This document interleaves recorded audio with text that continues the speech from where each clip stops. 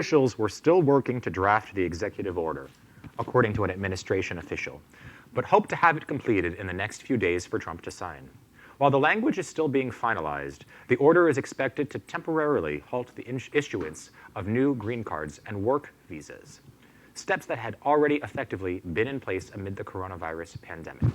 Other aspects of the order remain unclear inside the administration, including what legal authorities the president will rely upon in the order and what other elements of immigration, including family immigration and potential exemptions, might be included. The order is expected to include some exemptions for farm workers and healthcare providers, according to the official, but could also exempt some other workers deemed essential. Officials were also weighing expanded travel restrictions beyond the current bans in place from China and Europe, the official said. So good evening again. It's 7 p.m., Tuesday, April 21st, 2020. It is time to queer up the news. We are literally out of the closet and into the headlines. So many of your stories next on Q News Tonight. Tonight on the world's first live daily queer evening news show. Tonight's news about the gay community and the news from an LGBTQ perspective.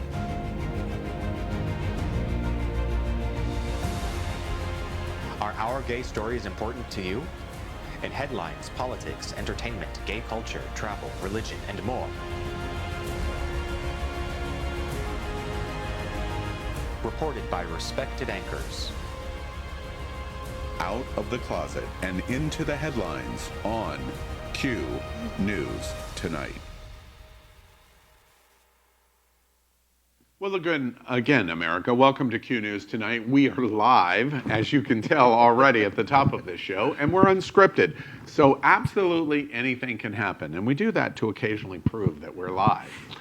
Tonight, we bring you the news of and a perspective from the LGBT community. So stay tuned as we bring you amazing good news stories tonight, even despite coronavirus. I'm your anchor, Al Ferguson, and this is my co-guest anchor, Misty Eyes. Hi, I'm super excited about coronavirus good news.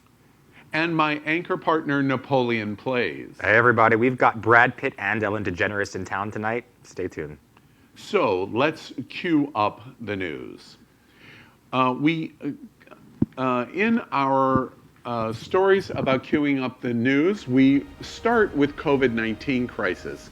And Q News Tonight will bring you today's bullet points on coronavirus. The most important news of the day that we call Quarantine Quickies. Here are the headlines for Quarantine Quickies for Tuesday, April 21st, 2020. In Quarantine Quickies, we always begin with the facts, April 21st, 2020. World cases now have exceeded across 2.5 million, and U.S. cases are 811,000 and growing. We remind you, as President Trump tells us how great we are doing in the U.S., that it's not actually true.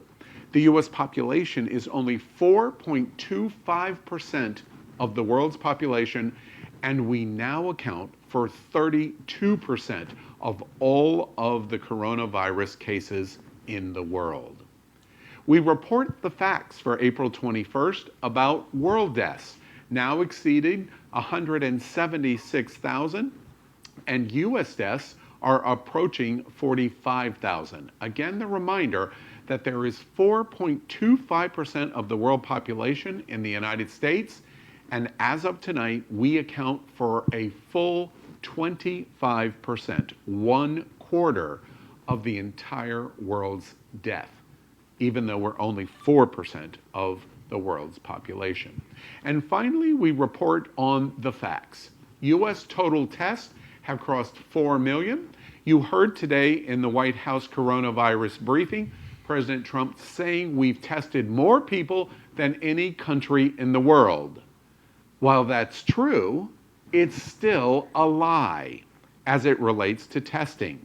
Because the U.S. population is 328 million, the United States has only tested 1.2% of the population. whereas the medical reopen goal minimum has to be 10% in testing.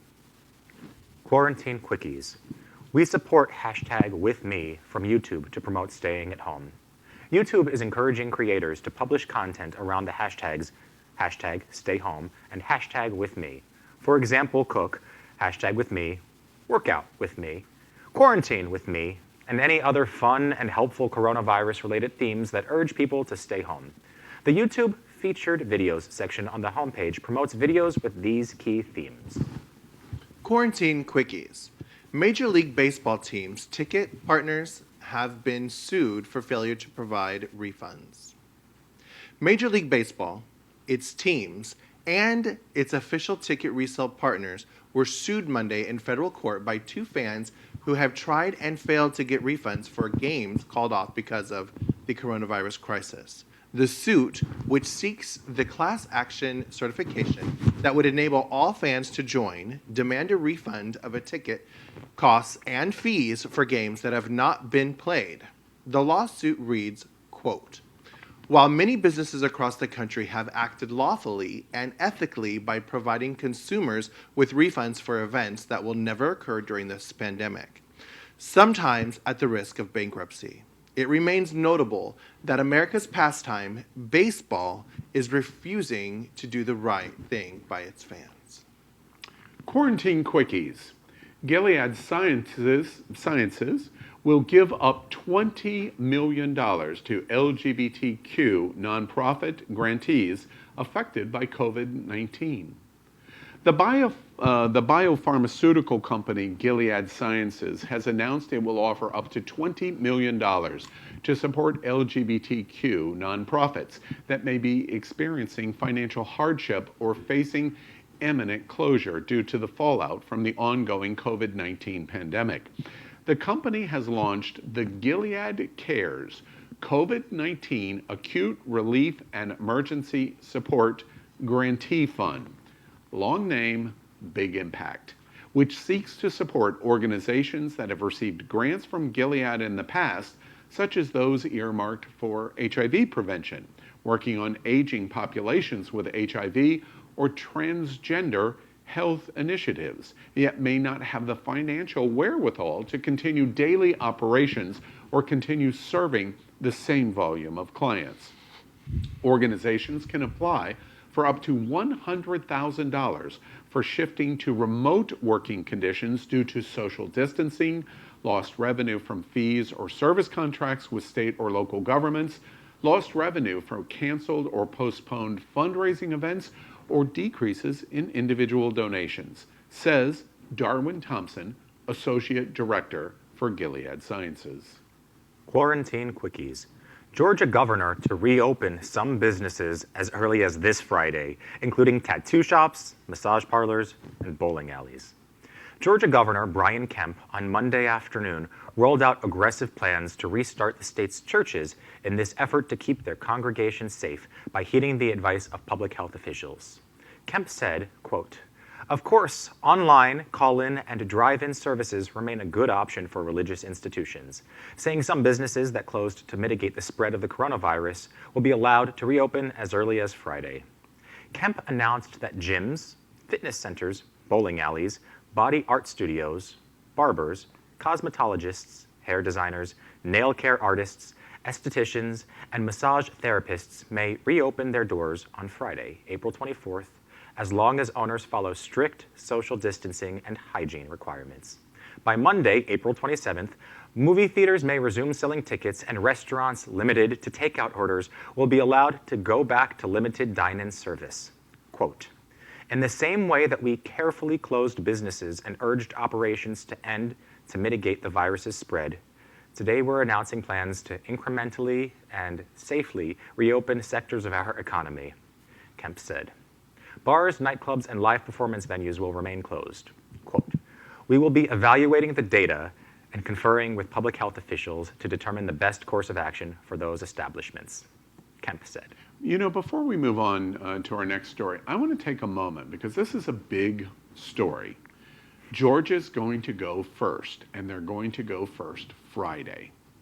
What do y'all think about these decisions going on in our neighbors to the north? I think it's really odd that it says that they're listening to the data, because even the mayor of Atlanta, the capital of Georgia, the biggest city and one of the biggest in the country, stated that this goes against all data, that this doesn't make any kind of scientific sense. And I don't understand how a governor would not confer with their other mayors to try to get something like this going, but it's absolutely scary, because now we're going to see Georgia and the numbers rise, because many of the other states that are following through with this are not seeing their numbers drop, and there are a lot of states that are following in this same kind of path. I'm curious to that point. Do you think Georgia is going to be the sacrificial lamb to prove that speedy push to open is disastrous, or it's going to lead the way for the rest of the country to do the same thing? They're going to end up being the sacrificial lamb, I do believe. But the good news for Georgia is they have a lot of rural areas. It's not all urban. So I think the people in the urban cities are going to be at higher risk of COVID-19, whereas the people in the countries will be glad to go back to their normal daily lives. I do not, the end of the conversation for me is I do not understand how the governor of Georgia can justify opening bowling alleys. What's the difference in a concert? Who needs a bowling tattoo alley? during the Jewelry shops, Yeah. etc. Right. So we continue in quarantine quickies. Misty, tell us what's next. Yes, quarantine quickie. Oil prices have gone negative. Hundreds of U.S. oil companies could go bankrupt. The American oil industry is facing a doomsday scenario. The coronavirus pandemic has caused oil demand to drop so rapidly that the world is running out of room to store barrels. At the same time, Russia and Saudi Arabia flooded the world with excess supply. That double black swan has caused oil prices to collapse to levels that make it impossible for U.S. shale oil companies to make money. U.S. crude oil for May delivery turned negative on Monday, something that has never happened since the New York Mercantile Stock Exchange oil futures began trading in 1983. It was easily the oil market's worst day on record. U.S. crude oil for June delivery is still trading above $20. Yes, that is $20 a barrel. But even that's disastrous. Artem Abramov, head of shale research at Rystad Energy, said, quote, $30 is already quite bad, but once you get to $20 or even $10, it's a complete nightmare. In a $20 a barrel oil environment, 533 U.S. oil exploration and production companies will file for bankruptcy by the end of 2021, according to Rystad Energy. At $10 a barrel, there will be more than 1,100 bankruptcies, Rystad estimates. So that's our special segment for the LGBTQ community called Quarantine Quickies for Tuesday, April 21st, 2020. You can count on Q News tonight to give you the facts of the pandemic. After bringing you the quickies in the news, we will next follow up those headlines with a segment we call Coronavirus Good News. With COVID-19, we can all use a little good news. We report on the best of America and the world while in pandemic. We call this segment Coronavirus Good News for Tuesday, April 23rd, 2020. We cue up Coronavirus Good News by beginning to report that Tom Hanks joins Michelle Obama in supporting mail-in voting. Let's begin by showing you what he did online with the former First Lady. We have some more special guests before we get to the party. I'd like to introduce our co-chairs all the way from Los Angeles, Tom Hanks and Rita Wilson. They have a special message for all of you, Tom and Rita. Hey, Couch Party 2.0. Couch Party 2.0. It's Couch Party 2.0. Couch Party 2.0, West Coast variety. Here from the coast. Thanks, everybody. Hi, guys. Thanks, Steph, Michelle. So nice to be here. What a pleasure. Good to be here. Former First Lady Michelle Obama had a few special guests, namely Tom Hanks and Rita Wilson, fresh from Australia and their COVID-19 isolation, with her on Monday night's voter registration event with When We All Vote. The couple, who like Obama are co-chairs of the nonpartisan group, joined her and thousands of volunteers and others for a literal call to action on Monday night, before the second When We All Vote #Couch Party. Obama spoke about the importance of vote by mail being accessible to all voters, especially during the ongoing novel coronavirus COVID-19 pandemic, noting that she and husband Barack Obama have sent in their ballots for every election in the last decade. Their message was to all of the LGBTQ community, coronavirus good news. Coronavirus good news. Brad Pitt, who has been making the LGBTQ community wet for decades, is now a weatherman. Here's some good news. Brad Pitt is back to predicting the weather. The recently Oscar winner made a surprise cameo in John Krasinski's new YouTube show, and the forecast is good. To combat what feels like a never-ending flow of negativity, John Krasinski, 40, launched his show, Some Good News, on YouTube. And on episode 4, he had some help to spread the coronavirus good news. We've got a video for you. Watch this. I'm gonna need a second to catch my breath. We should do a check on the weather. Brad, how's it looking out there? Looks, pretty good. Yeah. Thanks, Brad. Even a word from Brad Pitt is a word that I will cherish forever. And coronavirus good news in isolation. And it may feel like the world is in crisis, as John Krasinski and Brad Pitt point out, but that means that now is the time for the LGBTQ community to come together. Are LGBTQ voices important to you? Can the news of the world have a gay community perspective? If you, like us, think the answer is a resounding yes, then like and subscribe to Q News Tonight on YouTube and Facebook. Last week, more than 100,000 of you watched us in YouTube. We also are going to tell you that we have a special segment coming called Q's Q&A. It's every Thursday night on Q News Tonight at 7 p.m. We have 2 special guests this week at our 7 p.m. Q News special where we're going to answer questions. We're going to be joined by renowned Dr. Howard Grossman as we ask your questions on COVID-19. And we're also going to have former Secretary of Health and Human Services, Congressman Donna Shalala. And she is going to be with us live on the show to also help answer your questions on coronavirus.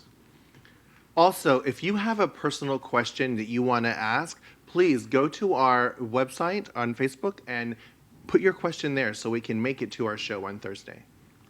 We ask everybody, do our gay cultural stories impact you, your friends, and family?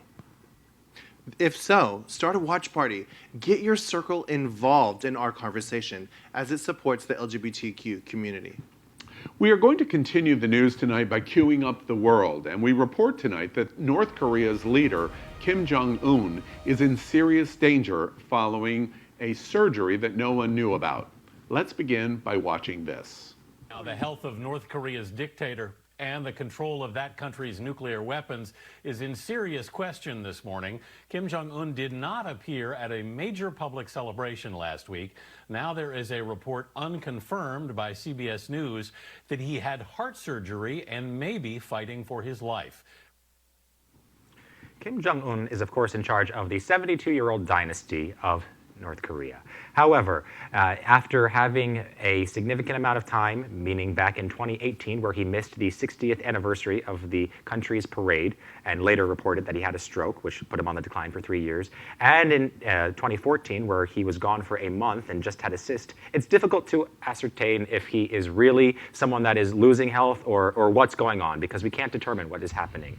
His sister, Kim Yo-jong, has become the most powerful female in the country, and it is speculated that she might become the next leader. However, it is not a place where females are generally in power, and that would be a huge change to the regime. Another person that might be on the board is Kim Jong-chol, who has passed the former next passing when 2011's gave it to Kim Jong-un in the first place, and has been described as, quote, girlish by Kim Jong-un.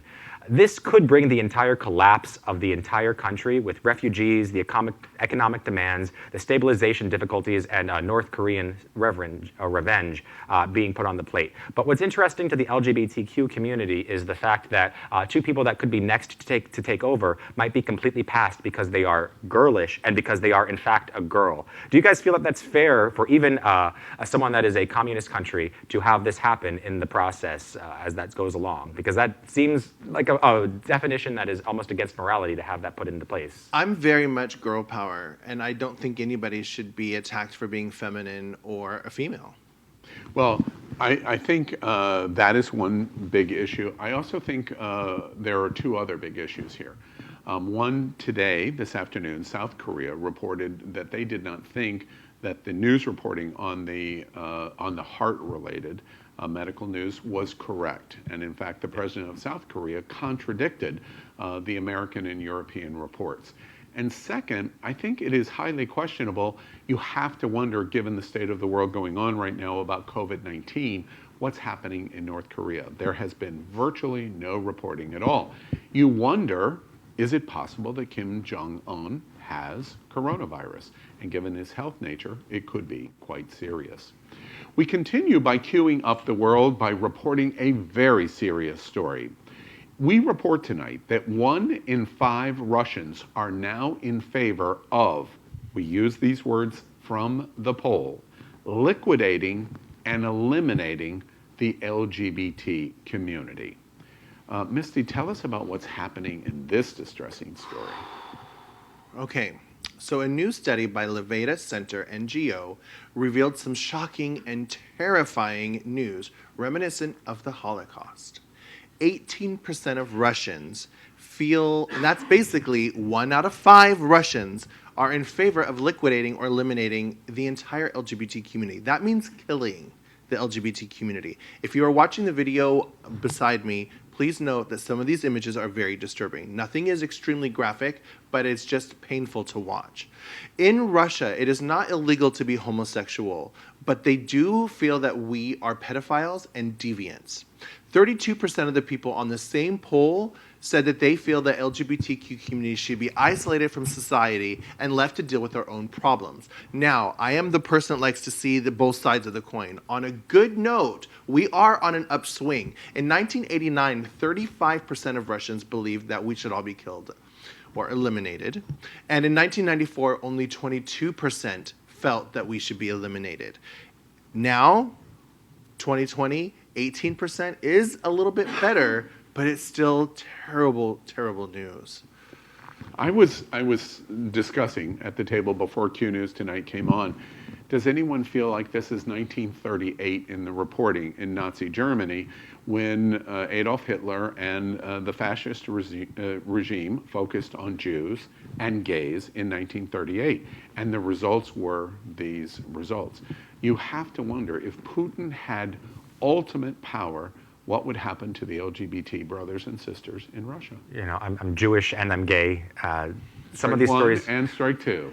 At least I'm an Aryan blonde looking. Strike 3. That's actually good. It's really difficult to report on some of these stories. You made a point of saying either eliminated or segregated, and that's literally my heritage. Poland, which segregates the LGBTQ community, and Russia, where 1 in 5 people say that we need to be killed just to provide equality for the rest of the people.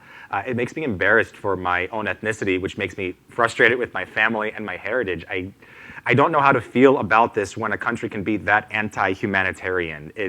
It's not just frustrating, it's intensely upsetting. These kind of stories are very, very important because we're members of the Q News Tonight Happening Out television network.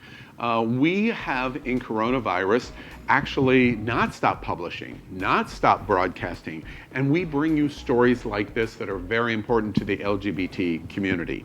We thank you. Our new Alexa analytic number in website, we have moved to the 14,000th most popular website in the entire world, all websites. 500,000 of you are watching us in IHO, it's happening out, and 100,000 are watching in Q News Tonight. We really thank you because we are the daily news, as you can see here at Q News Tonight. Yeah, especially impressive since we're not porn, which is a lot of those websites. We are also part of the most popular live gay TV show in the world every Wednesday night tomorrow at 8 p.m. on It's Happening Out. It's a talk show like television's The View with a whole lot of gay people. Gay. Yeah, right, exactly. All right, well, you're going to turn really gay here in a moment as we queue up entertainment. Ellen DeGeneres, we love Ellen, faces harsh staff revolt over her actions during COVID-19's crisis. Before Napoleon tells us that story, watch this. The crew members on The Ellen DeGeneres Show, or The Ellen Show, are apparently furious at the lack of communication from the top producers of the show. No written communication about the status of their working hours, pay, or inquiries about their mental and physical health from producers for over a month. They added that higher-ups would take calls, but would reveal little to no information about what was going on with the show.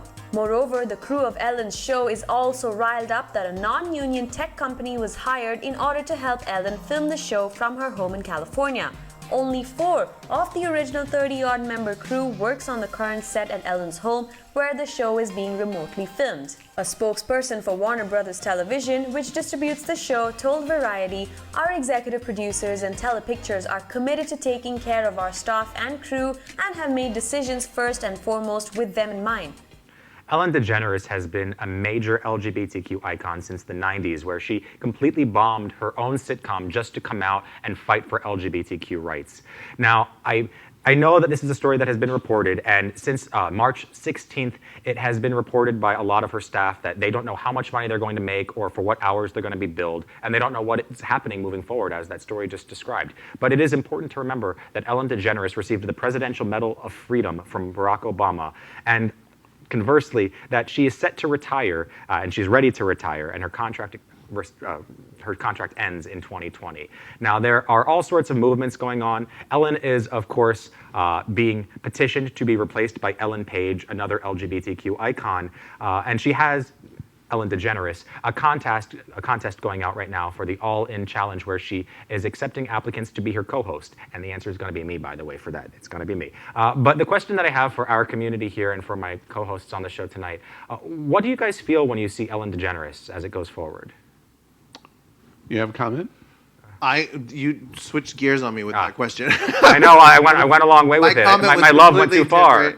I fanboyed out of it. Ellen. I've heard a lot of talk about her not being gay enough, and I do think that she has whitewashed a lot of her TV shows. I remember I've emceed the Wicked Manor Street Festival in Wilton Manor. It's the largest Halloween party in the Southeast United States of America, and I've been the main MC since 2007 every year. And I remember one year we were trying to do a video to get on Ellen, and somebody told me it will never get there because she rarely features gay stories. So I do feel kind of a ding or a ping in that aspect that she doesn't feature as much gay, but also she's very mainstream, and you have to appeal to your audience. So going forward, I love Ellen. I will always love Ellen, and I think she's hilarious, and I think she has to do what she has to do to stay ahead. I can't fault her for that. But honestly, one of the things that I hear is a small number of staffers saying, "You're not communicating with me well enough, and I'm afraid." That observation cannot possibly counterbalance what Ellen has done for the LGBT community over the last 2.5 decades. We'll continue to watch. I hope her communication will improve, but come on, guys, come on. We are broadcasting tonight, Q News tonight, from our studio set in the middle of the World AIDS Museum and Education Center and museum. The museum is here in Wilton Manors and Fort Lauderdale, Florida. And we joke that we're coming from the gayest place on planet Earth as we fanboy out on some of the gayest icons in the world. Absolutely, like Ellen, as Napoleon has done. We're going to finish Q News tonight with the big finish. There are many stories today we only want to briefly mention. Let's see if Misty and Napoleon and I can end our evening tonight on Q News tonight in a lightning round on LGBT news of the day and news with an LGBT perspective. And we can entertain ourselves. So here we go. Q News tonight, the big finish. Story 1, the big finish. The Mexican president tells gangs to stop donating food and to end crime instead. As a Baltimore boy, gangs might turn me on a little bit. And I've got to say, Mexican Robin Hood, We should be a power couple. Call me. Sure. What they did not say in this headline is that these boxes of food are coming with the cartel logo on it. And to me, that's grooming. On one hand, it's very smart. They're passing out needed supplies to people saying, hey, look, you need this, and it's coming from us with their logo right on it. But that to me is grooming. Wow. A leftist president preaching common sense and standing up to bullies instead of being one. Yeah, socialism is totally worse than what we've got up here in America. We cue up the big finish. Pat Robinson. Ready? He blames coronavirus on same-sex marriage. Mm-hmm. Well, I believe in same-sex marriage as a gay man, and I have one question for you, Pat Robertson. Want to get married? I do. Can you imagine if he would have won the presidency? You know he ran, right? That would be, that'd be scary today. But you know what's funny to me is that people are looking for someone to blame. If the gay community were the ones dying and huge amounts of people, then maybe this would be a gay disease. Recently, the Pope said that the reason that the coronavirus happened was because we weren't listening to a Mother Earth and her anger cries. The Australian fires, the Arctic melting of the global warming, and the fact that you could float a boat across from the North Pole. I don't think there's anyone to blame. I don't think it's gay people. I don't think it's Chinese people. I don't think it's the North Pole. Did I hear production call out G57? Bingo! Wonderful! Pat Robinson just gave me bingo on my old homophobic assholes blaming gays for everything bingo card. Thank you. Of course you play bingo. The big finish. Tom Brady, Tampa Bay's new star quarterback, was caught practicing in a closed Tampa park. Al must have known this story because all the lecherous men in Wilton Manors in Fort Lauderdale, where we film, ran down to watch like locker room boys seeing through a peephole. Except for me. Thanks for the heads up, Al. I really appreciate that. Would you really go to Tampa just to look through people? I would go to watch him cheat. Absolutely. Cheat on her, cheat on the game, whatever else. By the way, I think this news story would be more newsworthy if he actually got a ticket for trespassing. No. Well, first, Tom Brady. First, underinflating footballs. He got a citation. Violating quarantine now in Tampa. I'm sure the citation or whatever he got will really hurt his feelings with his new $60 million contract he just signed for Tampa. The big finish. The story is 1 million moms decide to launch a boycott of Disney because of 2 gay characters in DuckTales. Production keeps wanting to give 1 million moms, which is just one mom, publicity, but I'm happy to talk about the two gay dads again. So single mom out there, do boycott the show. You've probably deprived your children of much worse joy than that joy of DuckTales. So, by the way, the 2 gay dads are minor characters in the show. They're not the principal characters. They're not the lead characters. They're not going to be on the screen every day. They're minor characters. First of all, calm down. Also, I want to remind you that 115,064 families out there right now of children have same-sex parents. They need to see their lives represented on screen so they know that they're not damaged and wrong. I don't get it. Calm down. Take a seat. I think about 2 million moms, or 1 million moms. Anyone who has time to complain about a cartoon during this pandemic is clearly not actually a parent. Literally. I don't know firsthand, but Chris in production is constantly griping and begging for mercy with his 2-year-old that he's talked about on It's Happening Out. FYI, 1 million moms is 3 old girls in Jackson, Mississippi. And right now I'm thinking about the movie The Help. Remember that? It was a documentary, they think. And 1 million moms thinks The Help is a documentary. And honey, I'm from the South too. So I have a delicious chocolate pie for them. Oh, Jesus. The big finish. Happy 94th birthday to Queen Elizabeth. And I would be happy to be Prince Harry's whipping boy, which is a real thing. They would be a close friend where they would fill in for any kind of abuse that the royal had to receive because some regular person could not whip them. And I would happily be yours, Prince Harry. In fact, I would even be your spit boy, where you spear the meat and it's roasted until it's finished. Anything you want. Ginger boy, I am there for you. Meghan, hi. You made her birthday about her kids, but that's okay. Happy birthday, Her darling. grandkids. Hey, she's a good mother, good grandmother, okay? Happy birthday, darling. I'm hoping you're going to translate what he just said. Sex party, that's all I heard. Can I just, in seriousness, can I take just a moment of silence for Prince Charles? I bet he really thought he was going to be king someday. The big finish. On this day in 1999 was the aftermath of the biggest school shooting of that time, Columbine. 13 people were killed and a bombing was intended. I'm not going to make a joke about this, but I will say that just like we're in a rough time right now, sometimes the hardest of times actually do bring good things in various ways. Columbine created a show, Columbinus, which was actually my very first show, feature show that I was in. And it was on 42nd Street. I got to play Dylan Klebold, who has his entire journal online. It's a very dark path to go down to, but it brought something for me and a confidence in me that I appreciate. So while the story itself is terrible, I do appreciate some aspects of it for what it did. I do remember this happening. I was living in Tulsa, Oklahoma at the time, and I also will not make a joke about this, but I will say history repeating. If we don't learn from our mistakes, we are doomed to repeat them. And unfortunately, that did not end as the last high school shooting. I have personally been affected, as most of you already know, from an LGBT mass shooting. After Michael Moore's iconic documentary, Bowling for Columbine, we said that things would be different. We vowed never again, and then again, and then again, and then again. Sandy Hook, Virginia Tech, Las Vegas, and of course, our LGBT pulse, my friend Eddie Sotomayor.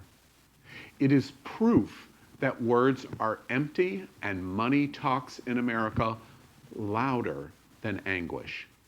Until we get this one obvious thing right, I am not sure our country has any hope of grappling with the more complex issues in front of us.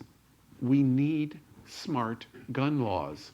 We need a different president, who, by the way, tweeted just this week in this anniversary, quote, "Fight Virginia, they are after your Second Amendment rights." And that was a complete lie. He doesn't care one damn thing about your gun rights. This is all politics and money.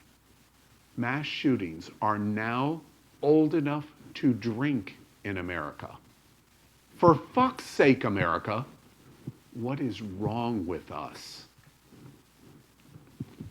That is today's news for the LGBTQ community on the world's first daily LGBTQ evening news show. Remember, if it's important to the LGBTQ community, it's important to Q News Tonight. But you must help us. Click on subscribe for YouTube and share this news. We are literally out of the closet and into the headlines.